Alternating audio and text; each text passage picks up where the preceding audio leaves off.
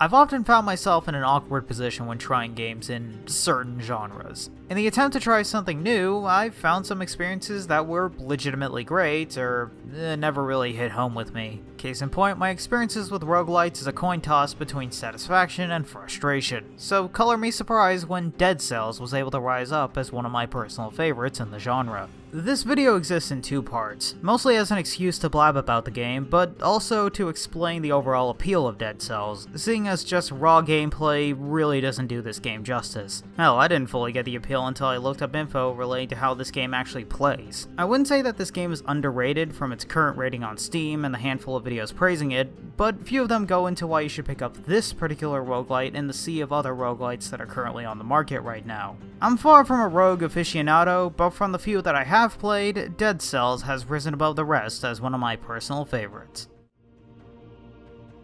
One of the more notable aspects of this game is the combat. It's a hack and slash with an emphasis on dodge rolling, akin to those From Software games, though the closest comparison from the indie side would be something like Rogue Legacy, which isn't really that fair, seeing as not getting hit was the core of that combat, whereas here it's all about dealing more damage than the enemy can throw at you. Combat is satisfying to pull off, and it's one of the factors that lead to Dead Cells' fun gameplay loop. One of the few things that stood out was that there is really no bad pickups. By that I mean there's no pickup that'll ruin a run by making it harder. Yeah, some items are better than others, but I rarely came across a weapon or side item that wasn't useful. In contrast to games like The Binding of Isaac, where you have a large amount of good items and bad items, the variety comes from the pickups here having different levels and effects. Levels are self-explanatory. The higher the level, the more damage it does. The effects is where things get interesting. Along with the weapon's unique abilities, it'll have a random effect which will lead to an item being more useful and potentially having good synergy with one another. Just as an example, one build I got was equipping a crossbow whose arrows poison the target, and a cluster grenade that does 100% more damage with enemies that are poisoned. So depending on the build, you can potentially become a powerhouse. This leads to a fun gameplay loop, making it really addicting to pick up random weapons, killing enemies and find new items, and upgrading your character with better pickups. I find that skill is more rewarded here than in the few other roguelites that I've played. By that I mean skill in the other rogue-esque games being a product of not getting killed long enough to get an OP item, or just not getting killed in general. Skill in Dead Cells is navigating a room as fast as possible, cutting enemies down so you can get to the timed door. This leads to a very fast-paced experience, leading to every run being a mad dash to the next location and decimating anything that gets in the way. A nice touch is that after you kill an enemy, you actually get a small speed boost, and you keep it for every single kill you get along the way,